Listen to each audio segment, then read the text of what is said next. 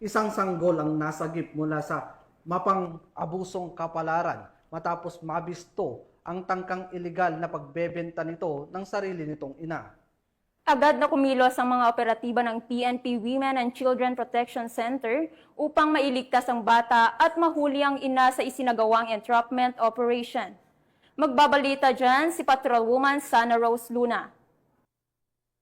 Ang isang babae matapos maaktuhan sa pagbebenta ng kanyang bagong panganak na sanggol sa isang entrapment and rescue operation na isinagawa ng Women and Children Protection Center o WCPC nitong gabi lang Hulyo 3 sa Pasay City.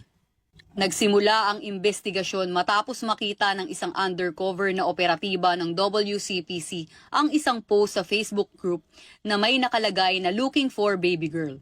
Agad niyang inaksyonan ito at nakipag-ugnayan sa nagkomentong suspect na nagbanggit na may baby girl out with demand.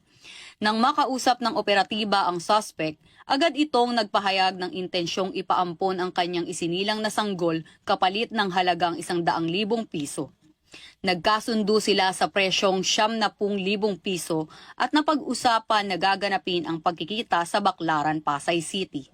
Sa patnubay ni Police Brigadier General Portia B. Manalad, hepe ng WCPC, kasama ang mga operatiba ng Luzon Field Unit ng WCPC sa pangunguna ni Police Lieutenant Colonel Armelina Manalo, katuwang ang National Authority for Child Care o NACC sa pangunguna ni Yusek Janela Ejercito Estrada, ay kaagad na nagkasa ng operasyon ayon sa nasabing impormasyon na nagresulta sa matagumpay na pagkaaresto ng nasabing suspect.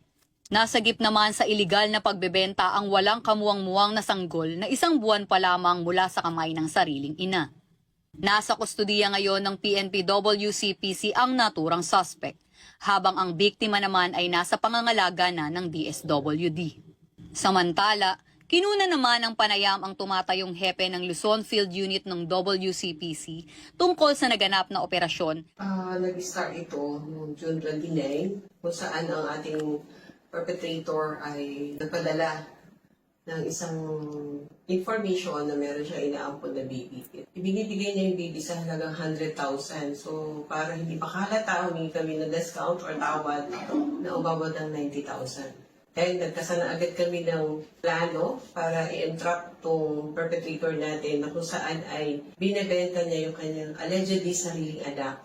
Pumunta kami doon sa sinabi niyang address, kung saan ito ay sa Pasay City, kung saan ay kasama namin ng entrapment operation at rescue para doon sa baby at kinuha namin din itong perpetrator agad-agad kasama ilang mga gadgets na meron siya as additional evidence para sa ginawa niya ito. Huwag magatubiling magsumbong sa tanggapan ng WCPC kaugnay ng ganitong aktibidad gaya ng online sexual abuse and exploitation of children na may kaparusahang habang buhay na pagkakabilanggo.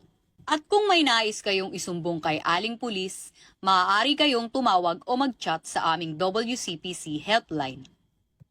Mula sa PNP Women and Children Protection Center, ako ang inyong PNN Correspondent Patrolwoman Sana Rose Luna, alagad ng batas, tagataguyod ng Balitang Pulis.